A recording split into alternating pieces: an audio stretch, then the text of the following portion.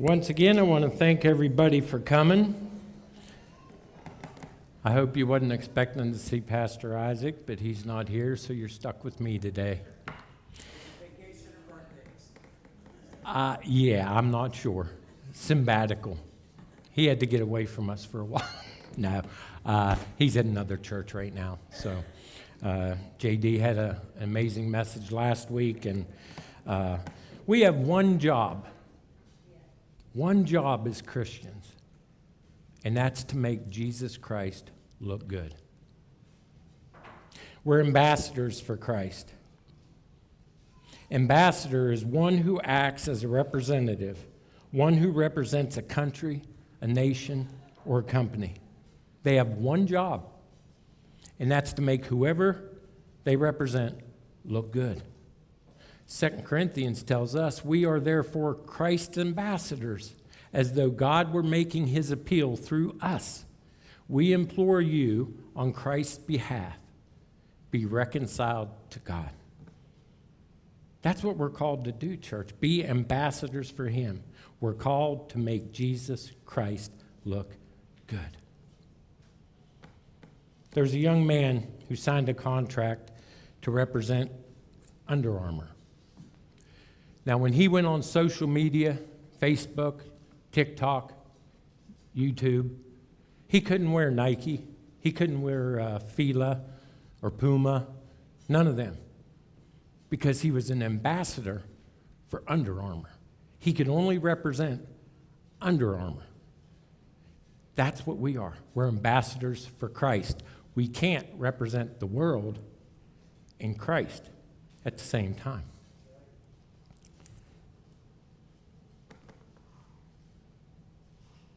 In Psalms 1, God gives us a promise. I'm going to read the whole psalm. It ain't on there, guys, but that's okay. I'm going to read the whole thing. Blessed is the man who walks not in the counsel of the ungodly, nor stands in the path of sinners, nor sits in the seat of scornful. But his delight is in the law of the Lord, and his law he meditates day and night. He shall be like a tree planted by the rivers of water, that brings forth its fruit in its season, whose leaf also shall not wither, and whatever he does shall prosper. Catch that part. The ungodly are not so, but are like chaff, which the wind drives away. Therefore, the ungodly shall not stand in the judgment, nor sinners in the congregation of the righteous. For the Lord knows the way of the righteous, but the way of the ungodly shall perish. There's a promise in here. If we do these three things, whatever you do will prosper. And how many knows when God makes a promise, he delivers? Right? There's a promise. Who on earth wouldn't want whatever we do to prosper? The farmers here know what chaff is. That old corn dust that the slightest wind just like a cloud of dust. That's what you are if you're not with Christ. You're like a cloud of dust. You're very easily disturbed. You're very easily displaced. But he wants to bless us. So I want to look at 3 quick points. I'm not going to keep you long. I'm not going to be long-winded today, or I'll try not to be. Point 1, walk not in the counsel of the ungodly. Walk not in the counsel of the ungodly. Ungodly is something that's not God's way. It's not God's way of doing things. How many of us has done something not God's way?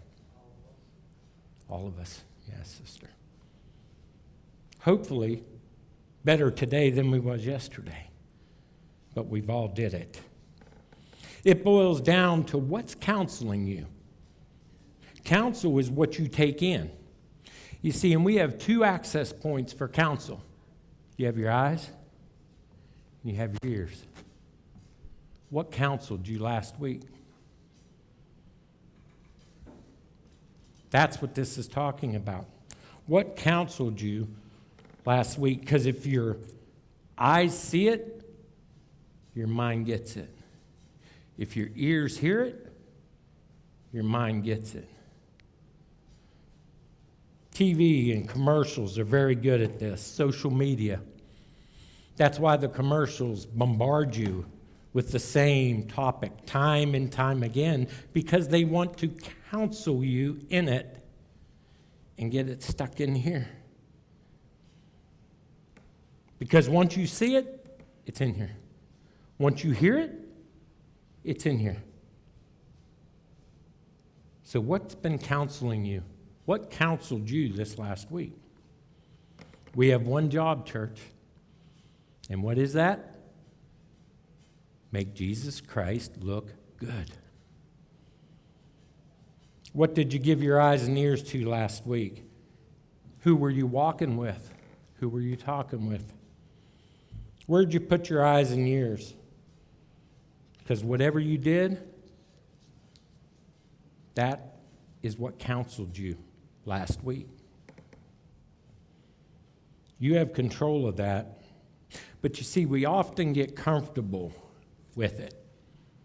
The modern day TV, the shows that are on, the movies that are on nowadays, ain't like when, of course, I'm the older generation, but ain't like those days. Now, honestly, it's filth to filth to filth. Me and my wife can't sit down and watch a movie. It's good plot, good drama, good movie. There's that one little part that the woman has to take her shirt off, show her breasts. Why? The movie was great up until then. That isn't what made that movie, but they had to put it in there. They had to show that.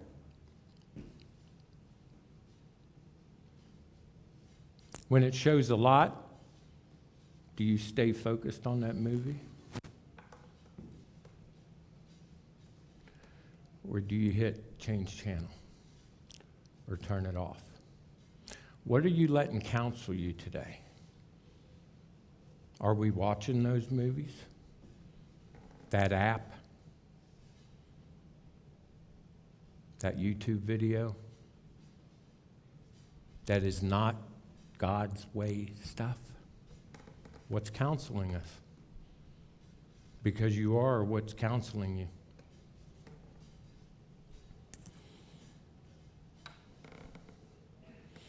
His promise is telling us do it God's way, and whatever you do will prosper. So maybe if you're having trouble being prosperous, check what's counseling you, because that's what the promise says. Point number 2. Proverbs 13:20 says, walk with the wise and become wise. For a companion of fools suffers harm. I remember Dad and Mom used to always tell me, you are who you hang with. Boy, is that not true. And I'm sure some of the guys I hung with in my younger days, their parents was probably telling them, you are who you hang with. Don't hang with that Myers boy. For a companion of fools suffers harm. Proverbs 27:17 says, as iron sharpens iron, so one person sharpens another. Hang with good, godly people. Ones that will correct us when we're wrong. Ones that don't look the other way when we're not doing the God way stuff. Don't take the easy route. The ones that when you're messing up and they know it and they just look the other way and turn a blind eye. You want someone that's going to call you on it and say, hey, brother, hey, sister. The Word tells us not to do that. That's who you want by your side. That's who you want in your corner.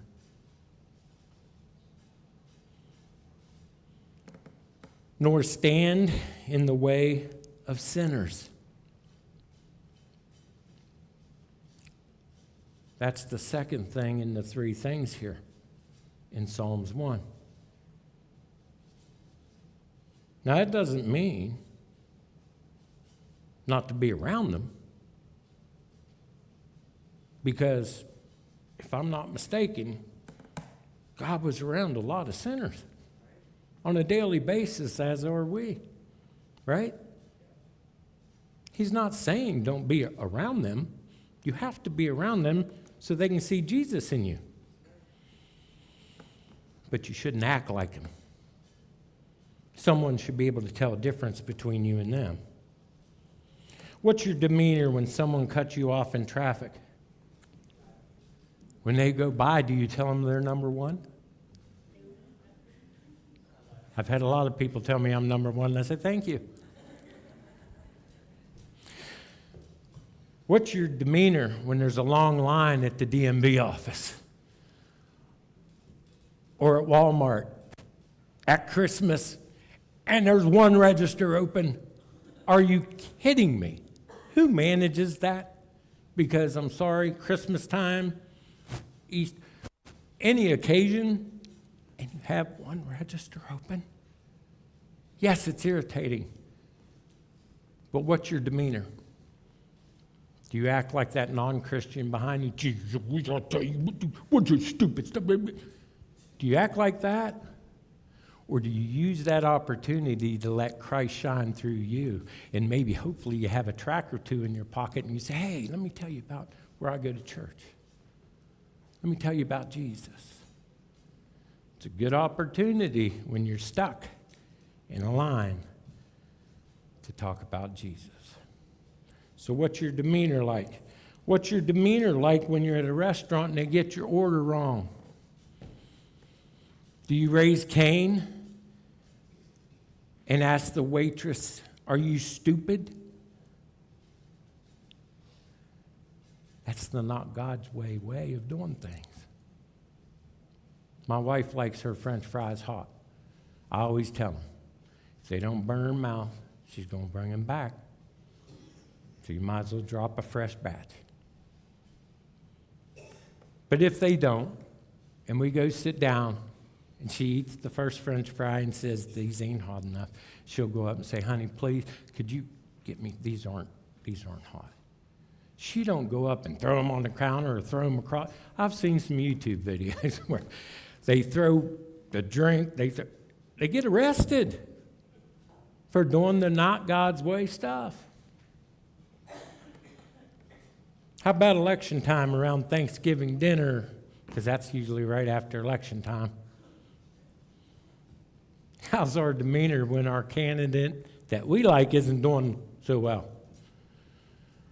And a family member's gloating. I forgot my one job when Obama, that election, I admit it, I forgot my one job. I don't think Jesus was real happy with me that day.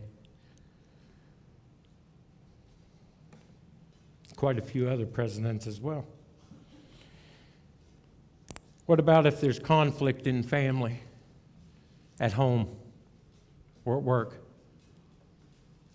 What's your demeanor like then? You say, well, my family life's my family life. It's nobody's business. I don't act like that in public. You can act like it in your bedroom with nobody but you and your wife. But he still sees it. He still sees your demeanor. He still sees how you're acting.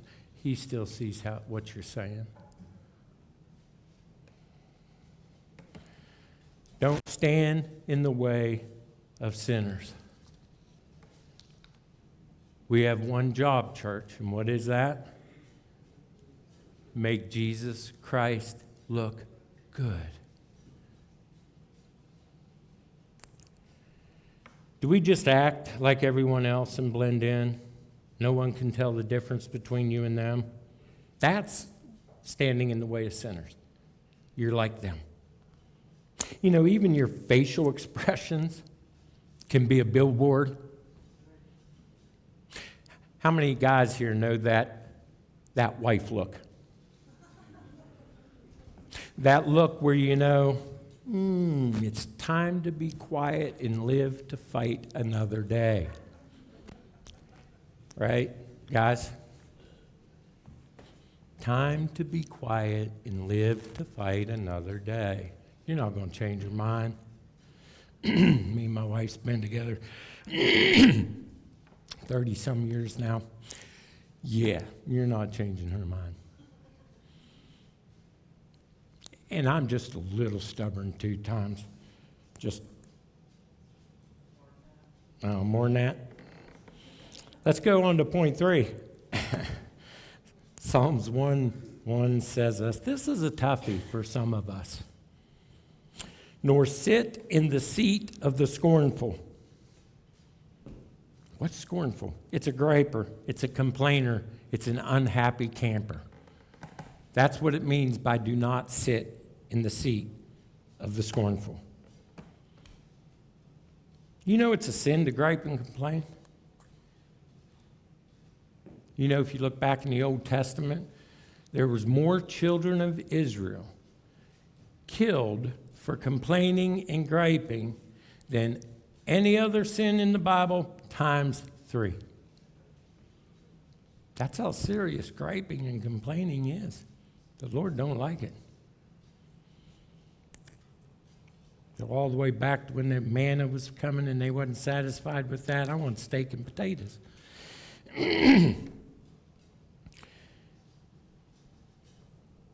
There's not much more depressing than being around someone that is constantly griping and complaining, whether it be about the weather, their health, their job, whatever.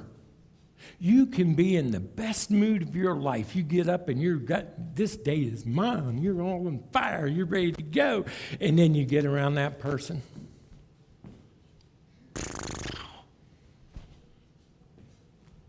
Your spirit of joy just leaves.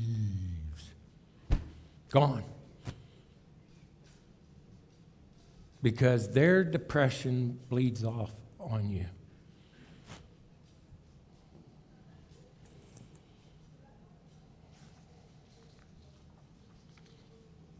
You want to know how good of a Christian you are?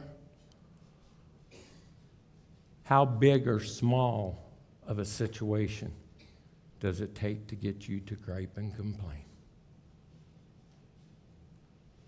I don't have enough money. My bank account isn't big enough.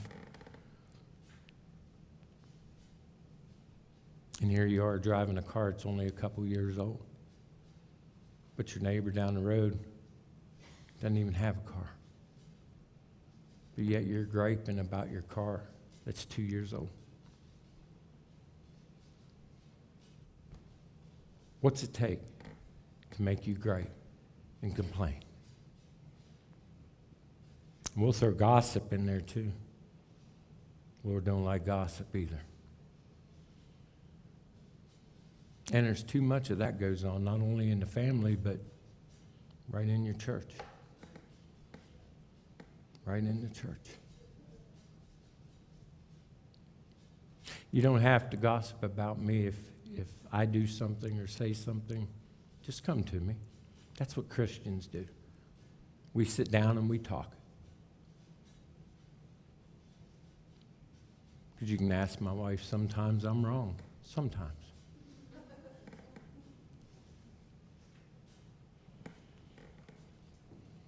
She might say a few more times than that, but I know back in the, I think it was the 80s, wasn't it, hun, that song, Don't Worry, Be Happy. I think it was in the 80s. Paul tells us to rejoice. And again I say, rejoice. He didn't just say it once, did he? So that must be something he really wanted you to get in your counsel. Rejoice. And again I say, rejoice. Now, mind you, this was Paul telling you this. The man that was beat with a rod, the man that was stoned, left for dead outside the city, the man that was in prison more than he was out of prison, the man that was shipwrecked 2 or 3 times. But he's the one telling us, rejoice. And again I say, rejoice.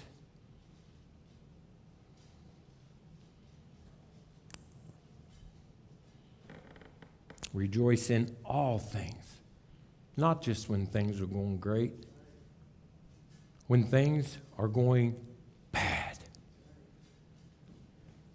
Because you know what? If you lose your job,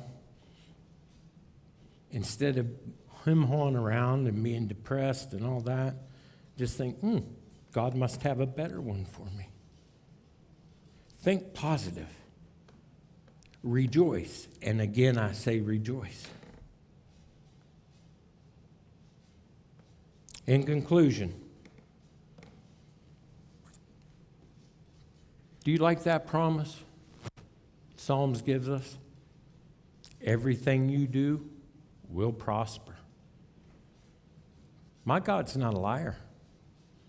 What he says is true. If he gives you that promise, you can take it to the bank. He will fulfill it. But it's up to you. Are you going to do these 3 things? Because that's a condition. Because see, there's promises that you don't have to do nothing. Salvation was paid in full. I don't have to stand up here so many times and preach. I don't have to witness to this amount of people to be saved. Should we do all those things? Yeah. That ain't what saves you. That's free. This promise is conditional because of what he says. Let me go back real quick. Blessed is the man who walks not in the counsel of the ungodly, nor stands in the path of sinners, nor sits in the seat of the scornful. Be careful where you put your eyes and your ears. Don't walk in the counsel of the ungodly, the not God's way stuff. If you're watching a show and it's filthy, turn it off. Don't let Satan corrupt your mind. You know how many marriages are demolished because they're sitting there watching that? And the wife says, it's just on TV. Eventually, it isn't going to just be on TV because it's getting in his mind. It's corrupting your minds. Be careful where we put our eyes, where we put our ears. Don't stand in the way of sinners. Don't blend in. Stand out. Let people know from a distance, that person right there is a Christian. Well, how can you tell? See how they're acting? See how they're talking? See how they're walking? See how their demeanor is? They should be able to see the light of Christ shining through you. We're ambassadors to the one and only, the Most High God. They should be able to see him in everything we do. Too many times, they don't. Too many times we fall short because they see us doing the ungodly stuff. Christ telling me to tell you today, stop it. Stop it. You want what everything you do to prosper? Stop it. Stop acting like the sinners. Start acting like an ambassador for Jesus Christ. Get out of the seat of the scornful. No more griping, no more complaining, no more gossiping. If you have aught with a brother or sister, what's the Bible tell us to do? Go to them. Talk to them. If you can't work it out, then you go to the council of the church. It doesn't say go to someone and talk to them. You know what sister so-and-so did? You know what brother said? That doesn't fix nothing. Matter of fact, it makes things 10 times worse. Because the person you're talking to didn't need to know it anyways. But yet there we go.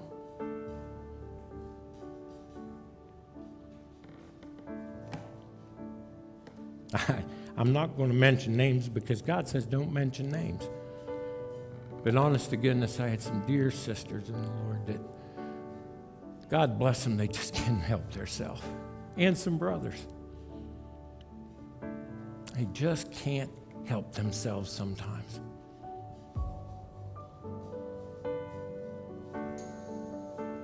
But God's word tells us not to do that. And if you want whatever you do to prosper, then don't do that. These 3 things. How many in here honestly thinks you can do these 3 things? I know you can. I know you can. You just have to be a willing vessel to listen to what God's word says and do it. Young brother Taz came to church again this morning. Glad to see you, Taz. Now I told him, I said, you know what, brother? When you first come to the Lord, Satan is going to put every stumbling block he can in front of you. Every Sunday morning, something's going to happen. Something's going to try and stop you from getting in that door. Because he don't want you fed. He don't want you to learn about him. He wants to keep you. You was a good warrior for him. We served Satan very well, didn't we, Taz? That's right.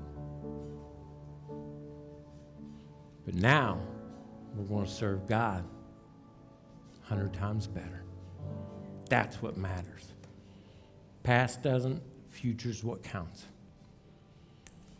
We have one job to do, church. What is that? Make Jesus Christ look good. So go be the church. Let the world see Christ in everything you do, and whatsoever you do will prosper. As they start the praise and worship songs, the altar is open. It is always open. If you need prayer, come on up.